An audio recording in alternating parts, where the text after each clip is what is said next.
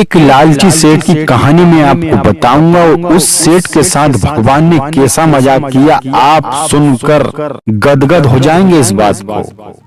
बहुत कंजूस सेठ था वो, लेकिन आपसे निवेदन है कि आप बात को पूरी सुने और समझें।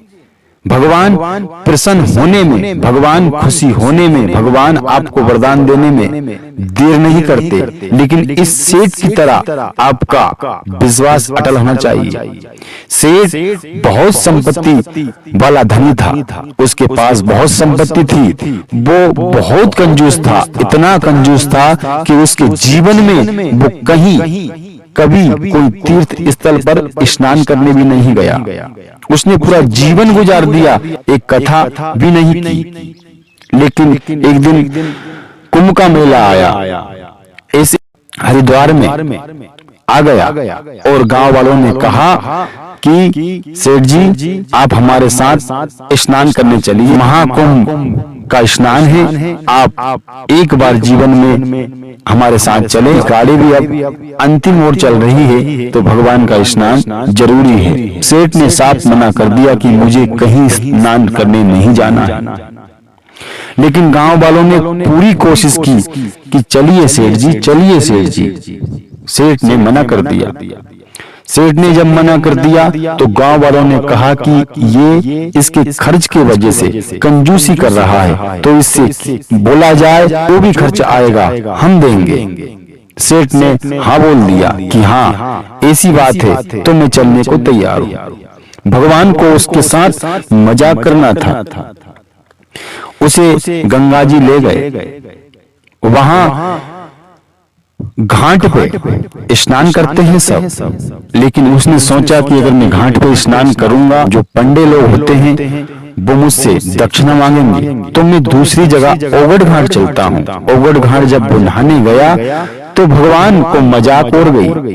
भगवान एकदम आ जाते हैं, हर हर गंगे, हर हर गंगे। तो वो बोलता है कि तू कैसा पंडा है, यहाँ किस लिए आया है? बोले सेठ जी, भगवान ने कहा मैं ओघट पंडा हूँ, जहाँ कोई नहीं रहता है वहाँ मैं रहता हूँ। भगवान को तो मजाक करना था, उसके साथ उसकी परीक्षा लेनी थी। भगवान ने कहा कि जो भी दक्षिणा में देना है दीजिए, मैं बिना लिए नहीं जाऊंगा। सेठ ने कहा कि मैं यहीं मर जाऊं, तुझे एक धेला भी नहीं दे सकता।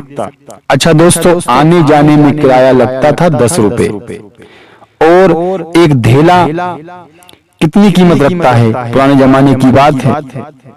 लेकिन उसने सेठ ने भगवान से साफ मना कर दिया कि मैं तुझे कुछ नहीं दूंगा पंडित, तू जाना है चला जा, तू शराब देना है दे, लेकिन मैं तुझे कुछ नहीं दूंगा। भगवान ने कहा तुझे देना है तो पड़ेगा ही। भगवान को तो मजाक करना था। भगवान से सेठ ने कह दिया। सेठ ने दिमाग लगाया, सोचा बेचारा कि यार 5 रुपए जाने में लगते हैं, 5 आने में लगते हैं, इससे बोल दो कि एक धेला ले जाना।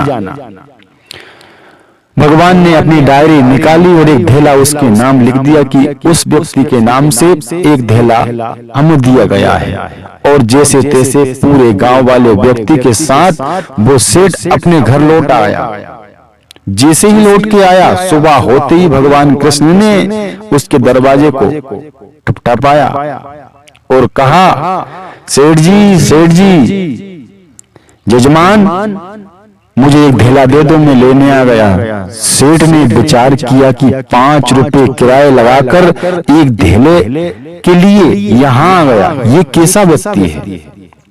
सेठ ने कहा उसकी घरवाली से कि बोल दे वो तो खत्म हो गए, रात को ही मर गए। अब उसकी घरवाली आती है, सेठानी भगवान को देखती है और भगवान को देखकर कह देती है कि वो रात को स्नान करके आए हैं और आज वो खत्म हो गए। भगवान ने ये बात पूरे गांव वालों की कानों में डाल दी।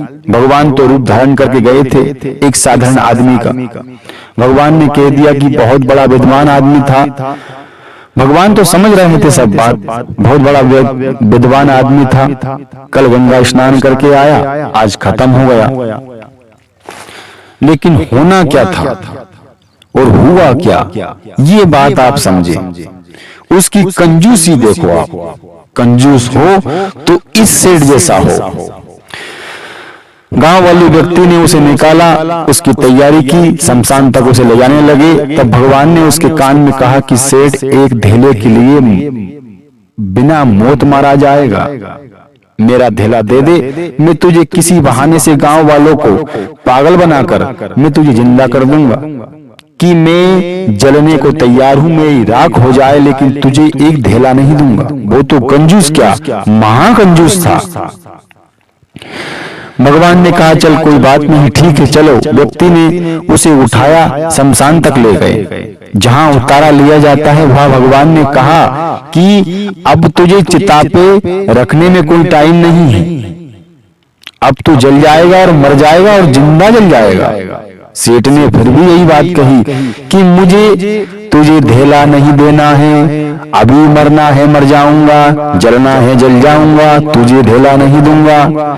भगवान कृष्ण ने कहा कि उठाओ और चिता पे सुलाओ। गांव वालों ने उसे उठाया और चिता पे सुला दिया।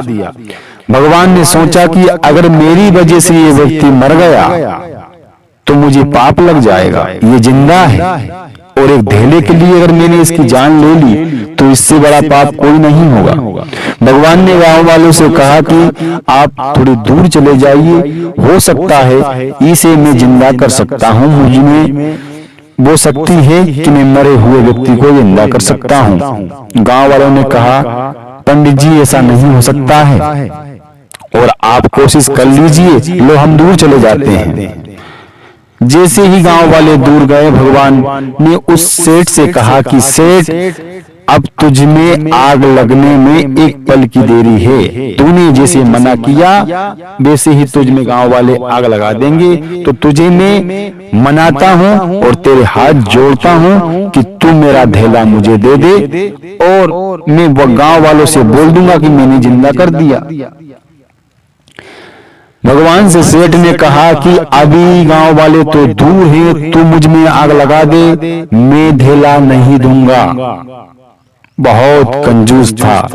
भगवान ने विचार किया इसकी चमड़ी चल जाएगी लेकिन दमड़ी नहीं जाएगी। भगवान ने कहा चल, मैं तेरी कंजूस बातों से बहुत खुश हूँ, तेरे कंजूसपन से मैं इतना खुश हूँ कि तू मुझे जो भी तू वरदान मांग सकता है वो वरदान मांग ले। और सेठ उठकर खड़ा हो गया। सेठ उठकर खड़ा हो गया तो भगवान से उसने कहा कि जो मैं मांगूंगा वो देंगे। कि भगवान ने कहा कि प्राण जाए पर वचन न जाए। सेठ ने कहा मेरा धेला मुझे दे दो। भगवान बहुत खुश हुए और कहा कि तेरा धेला तुझे दे दिया। तो कंजूस व्यक्ति से भगवान ने मजाक की। आप इस कहानी से क्या सीखते हैं कि जिसकी चमड़ी चल जाए दमड़ी नहीं जाए। इतना कंजूस सेठ जो भगवान को दिया हुआ धेला भी उसने वरदान में मांग लिया। उसे कुछ नहीं चाहिए, उसे जीवन मरण धन दौलत कुछ नहीं चाहिए, उसे उसकी एक कौड़ी वापसी चाहिए जो भगवान से उसने वापसी ले लिया। राधे राधे दोस्तों, जरूर आपको इस बात से कुछ सीखने को मिला होगा। तो वीडियो को लाइक कर दें, चैनल सब्सक्राइब कर लें, राधे राधे जरूर लिख दें।